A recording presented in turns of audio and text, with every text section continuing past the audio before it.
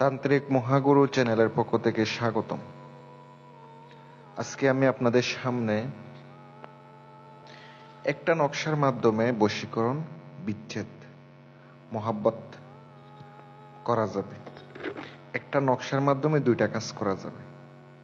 আজকের বশীকরণের অত্যন্ত রোহানি, শক্তিশালী একটি রোহানি কিতাবের একটি নকশা নিয়ে আপনাদের সামনে হাজির হলাম।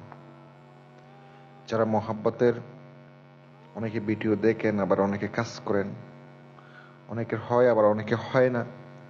আজকেরটা মোহাব্বত তৈরি করতে পারবেন, স্বামী স্ত্রীকে বশ করতে পারবো, স্ত্রী স্বামীকে বশ করতে পারবো, প্রেমিক প্রেমিকাকে পারবে, এইভাবে সবাই সবাইকে বশ করতে পারবে।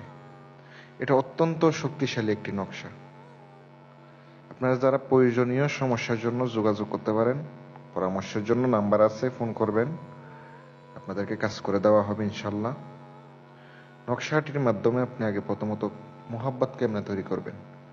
নকশাটি বৃহস্পতিবারের দিন গোসল করে পাক পবিত্র হয়ে আগরবাতি জ্বালিয়ে তারপরে আপনাকে যার বশ করবেন, স্বামীকে বশ করতে গেলে তাহার ছবি সামনে রেখে নকশাটা লিখিত হবে। আপনাকে লিখিত হবে কোথায়? সাদা কাগজেও লিখতে পারেন, চাইলে আপনি বুঝপত্রের উপরেও লিখতে পারেন। আপনাকে লিখিত হবে 3টা। লিখার পরে আপনি নকশাটি সুন্দর করে সামনে রেখে নাম লিখে নেবেন। 3টা নকশার নাম লিখে নিয়ে একটা ব্যবহার করবেন হাতে, আর একটা হচ্ছে গাছের মধ্যে ঝুলাইয়া দিবেন, আর একটা 2 কবরের মাঝখানে পুঁতে দিবেন। আর বিচ্ছেদের জন্য হইলে 3টা লিখিবেন, নকশার নিচে অবশ্যই বিচ্ছেদের যে পদ্ধতি আছে ওইভাবে আপনাকে লিখিতে হবে নামগুলা।